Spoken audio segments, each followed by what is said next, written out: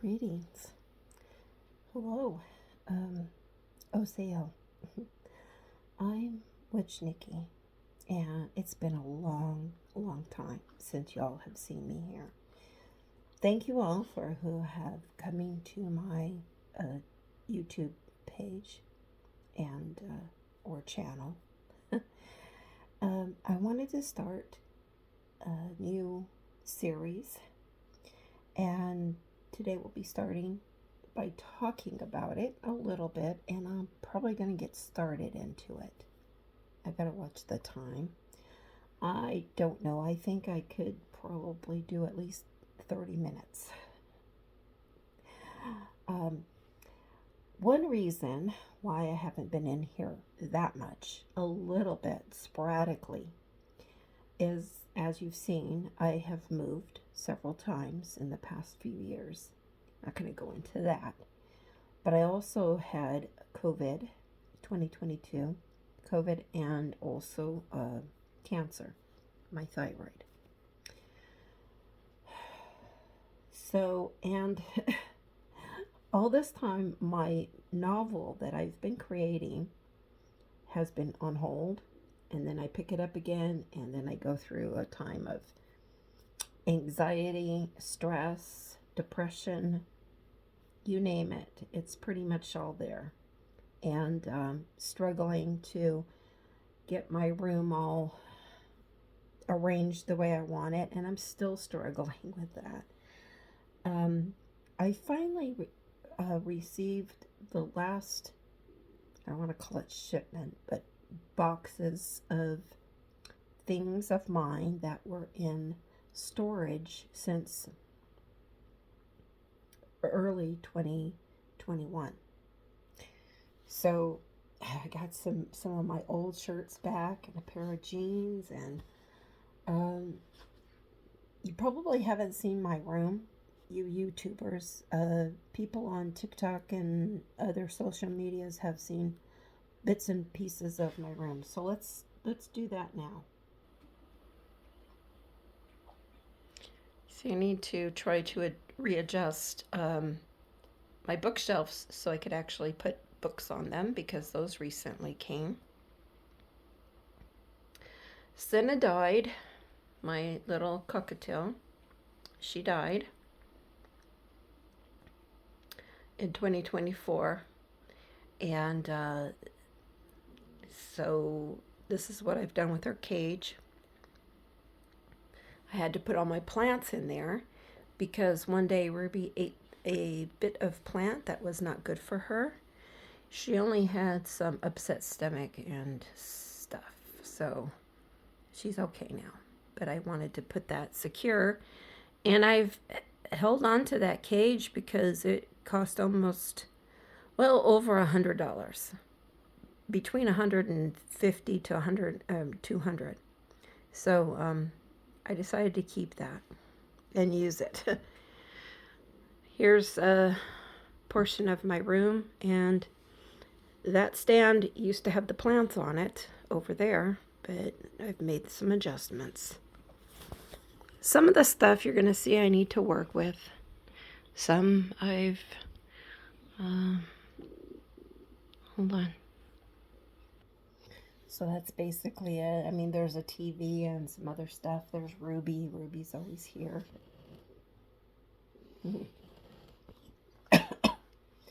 Now, a long time ago, you would have all remembered that I tried reading books.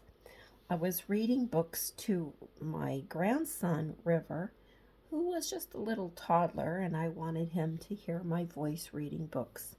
I don't know if he was ever able to. He lives between two parents, and now his mom has remarried and has had another little baby, Zora.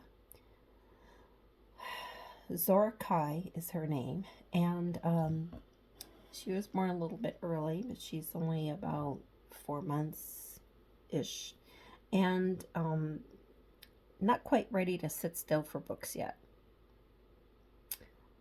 So during that time of reading books, I found out I could get in trouble for reading those books because that is reproducing books and a copyright issues. Well, I wrote my own book. It's not a children's book.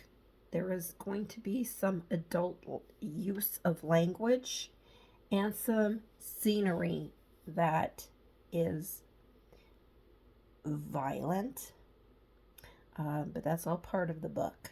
So if you choose not to watch, I'm probably going to have to adjust the age limits and stuff like that. My granddaughter is 14 going on 15 this year, and she's been helping me with the book off and on, not writing it, but there's been a time or two that she's taken to editing when she was about 10 years old. Yeah, so I have been writing this book for 10 years, basically. And so I wanted to read it. It is available on Kindle Books for $5 and also in Amazon for $20. It's a 2-part book, so you're actually getting 2 books. That's why it costs a little bit more.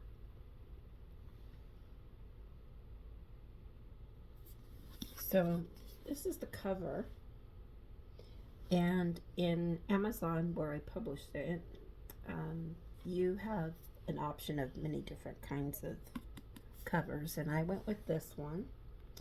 And when we start reading it, you'll understand why. I don't want to give anything away right now. This is the spine of the book, and it tells the name. Flesh Fever. Story 1, The Beginning, and Story 2, The Cure.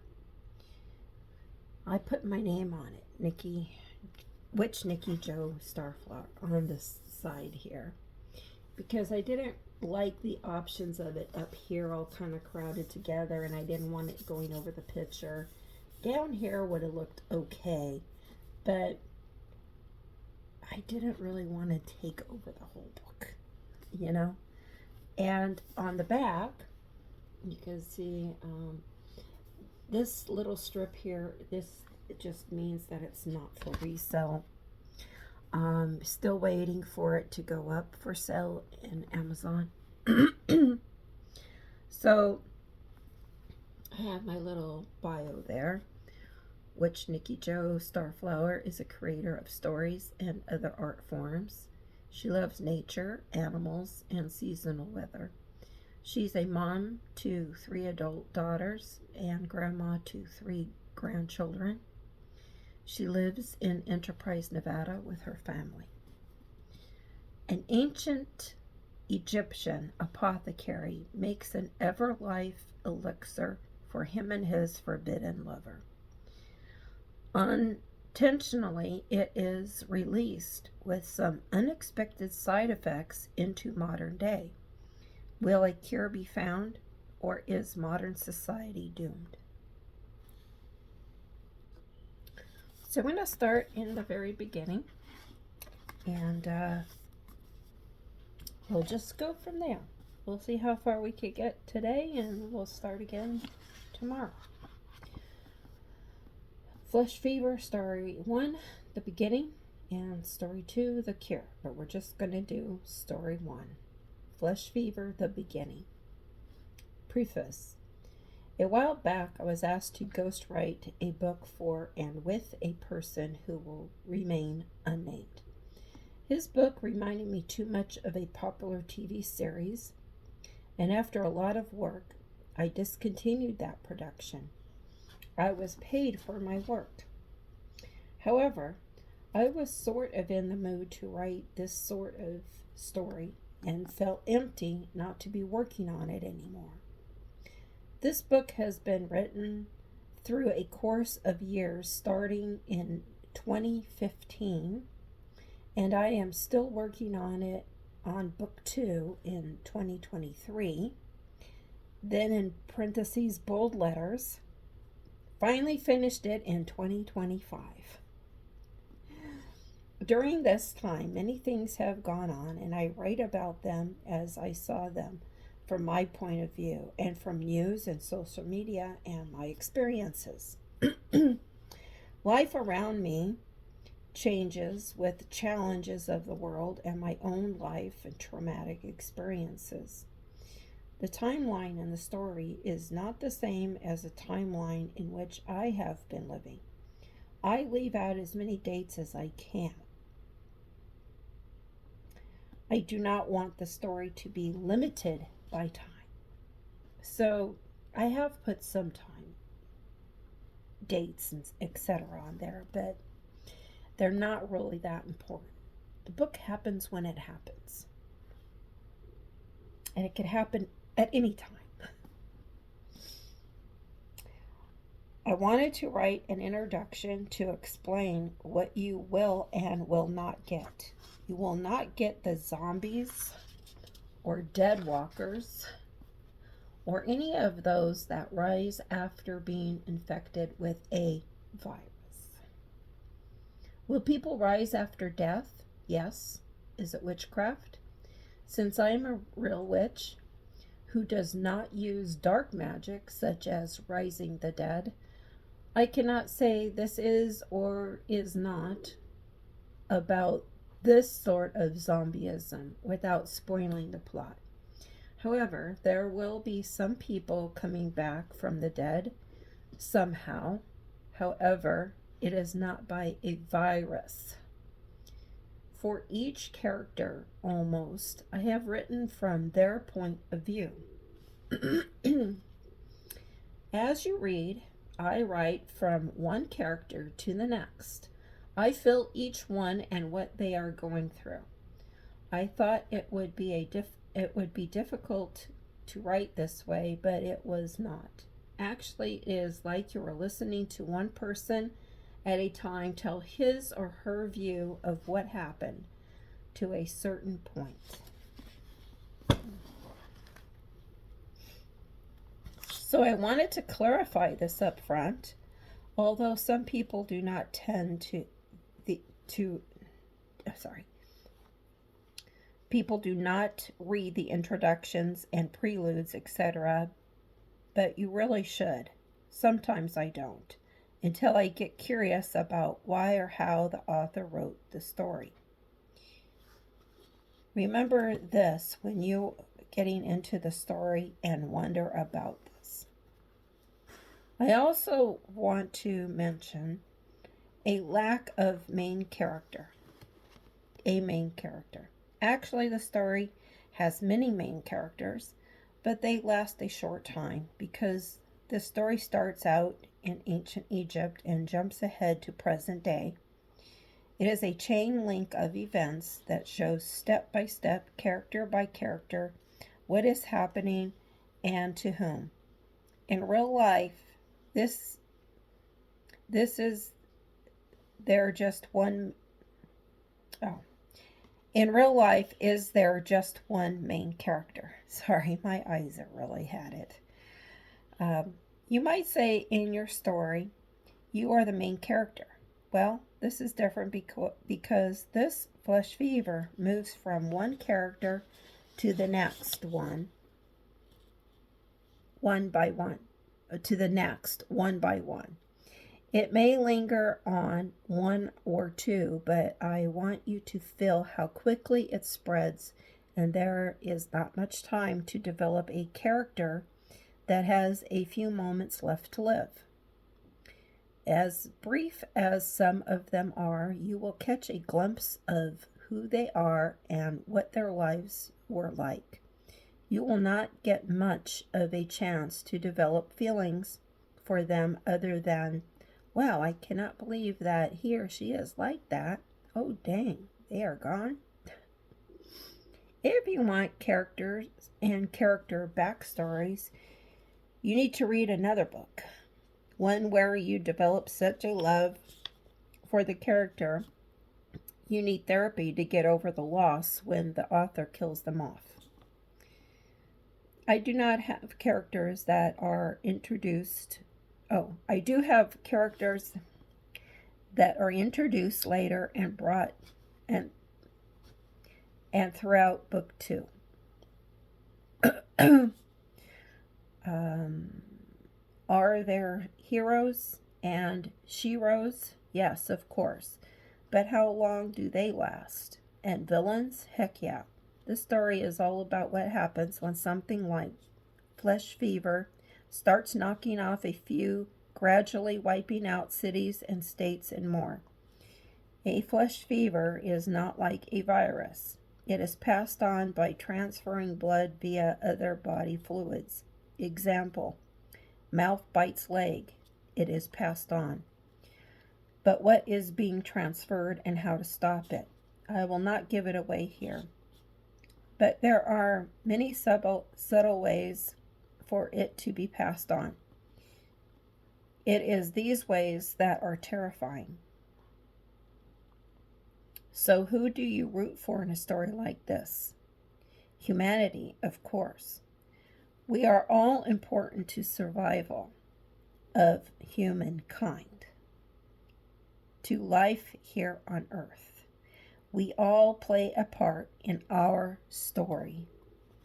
Not just the poor or rich, not one race, not just one religious background, nor nationality, not social status. Everyone is a possible victim, villain, or survivor. In this story, you never know who the next victim or villain. It could be you. Good luck. See you at the end, I hope. One more thing. Ellipsis points in all caps and my use of them. Call out the grammar police. I use a lot of them. ...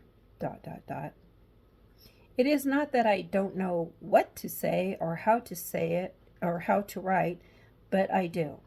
Oh, I do. But this is my book. It is a story, not an essay. I am 65 years of age, and I use them to pause, to breathe between this ... and that. As all caps are also seen as yelling, I use them to emphasize excitement or importance. When I write, I feel there is an artistic value to my ways. Just like artists, some paint outside the box, some throw clay, making smashed art forms or splattered paintings that people have to look at for a long time to see something. May you all be well and healthy. Sheroes, a female hero. Written by, legal name, Nikki Jo Lucero. Preferred name, which Nikki Jo Starflower. Copyright 2025. No part of the story can be written or copied without my permission. Write to me. Story 1, Flesh Fever, the beginning.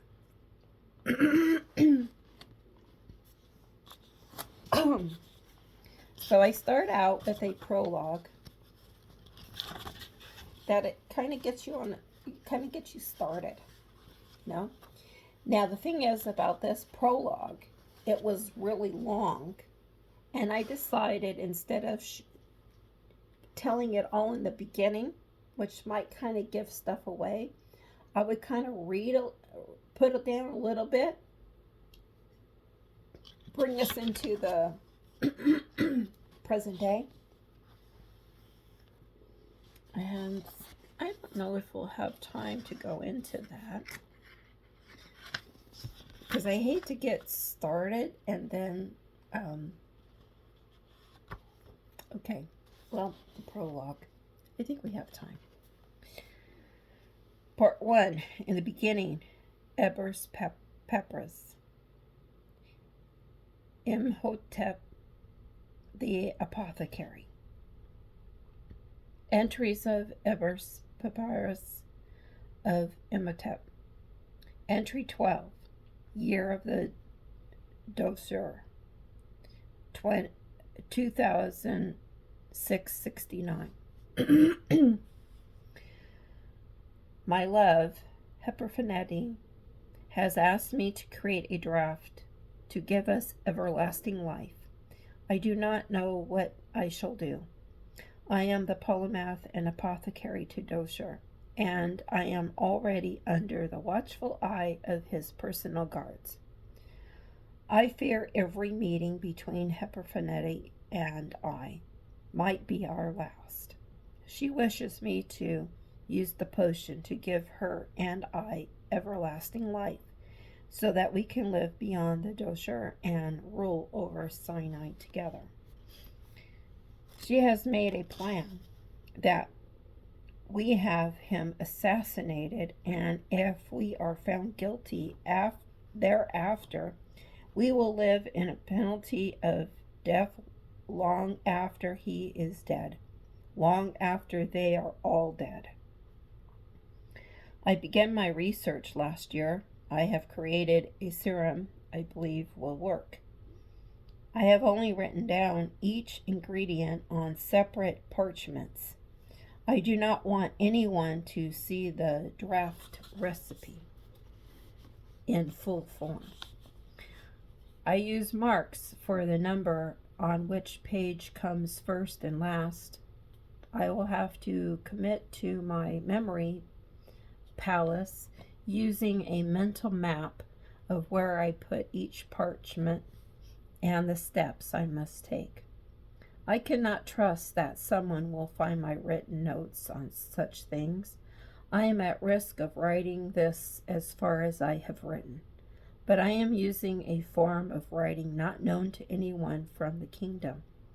I use a language not known by men of this time, as written language is still new, and not many have the gift of writing or reading our modern letters and words. Only those like me, who are able to walk with the spirits and communicate with them, will be able to understand my notes.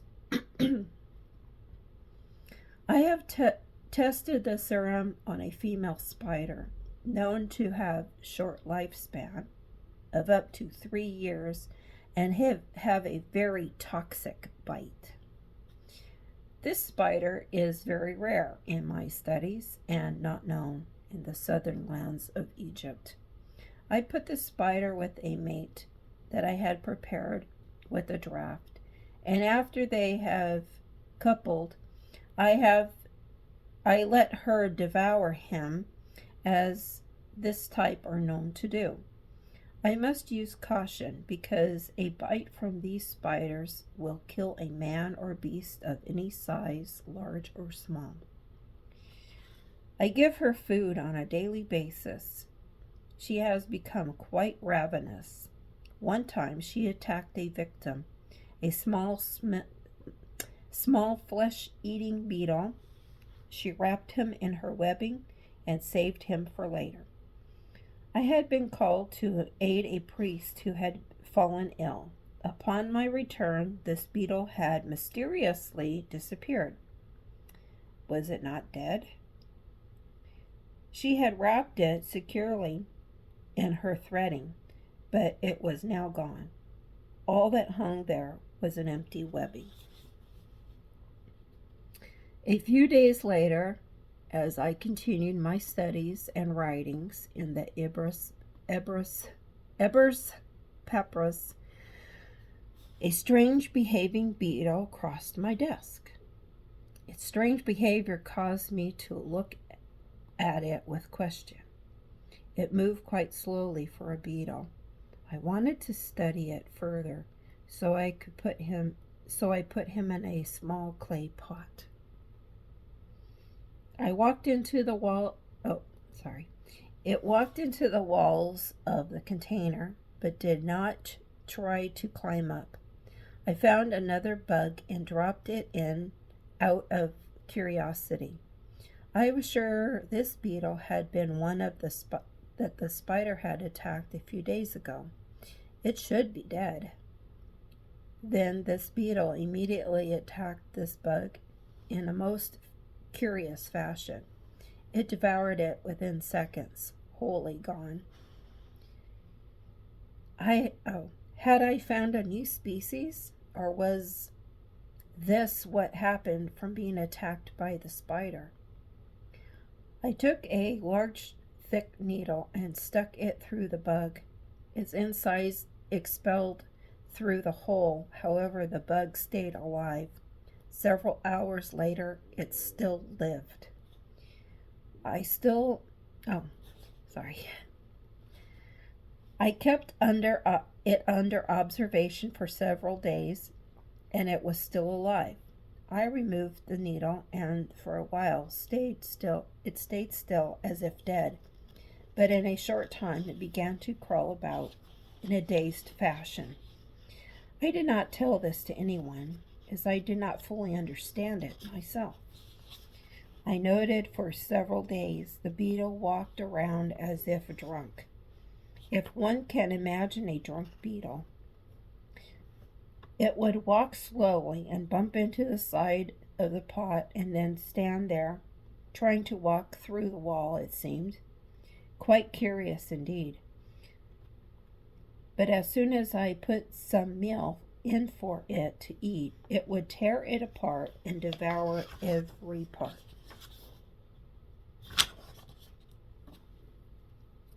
So that's where we're going to end for today. And next time, whenever that is, Flesh Fever, present day, Astoria, New York, a job in Egypt.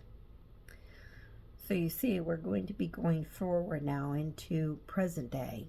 And present day happens when I was writing it, 4 years from then, or right now, present day.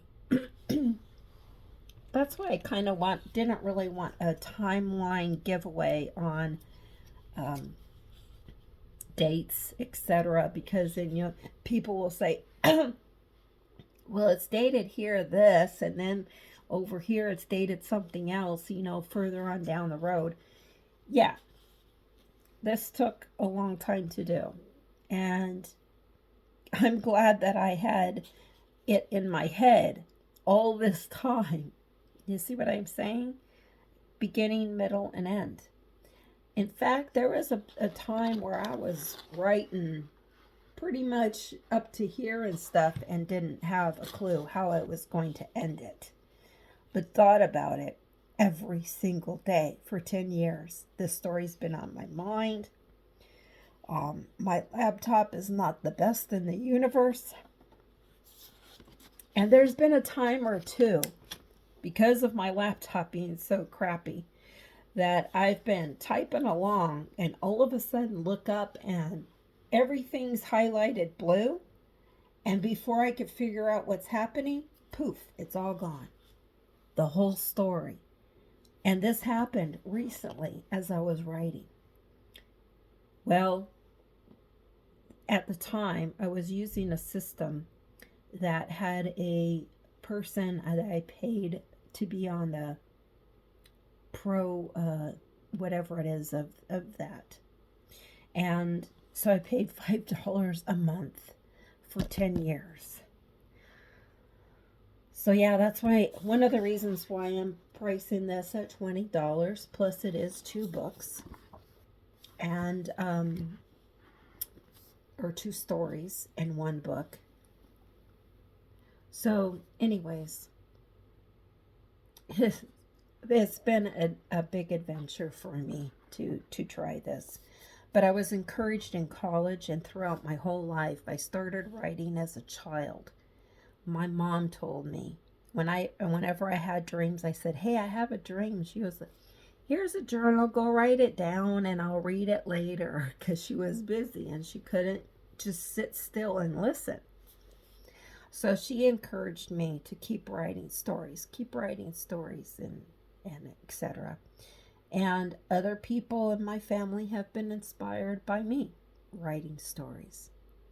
My oldest daughter, Michelle, right now is writing a 3-part story. What do you call it? A trilogy. And so I want to just share this with y'all because it's something I have been doing. I'm going to put a bookmarker in here. And we'll get started with it next time. I hope you enjoyed it, what there is of it so far. I know my pronunciation of names isn't that good, but they are real names. When you see the book, you could look up who these people are. Now, they're not like exactly, I just took names from the past so that they would fit into the story. All right. See you next time. Thanks for being here.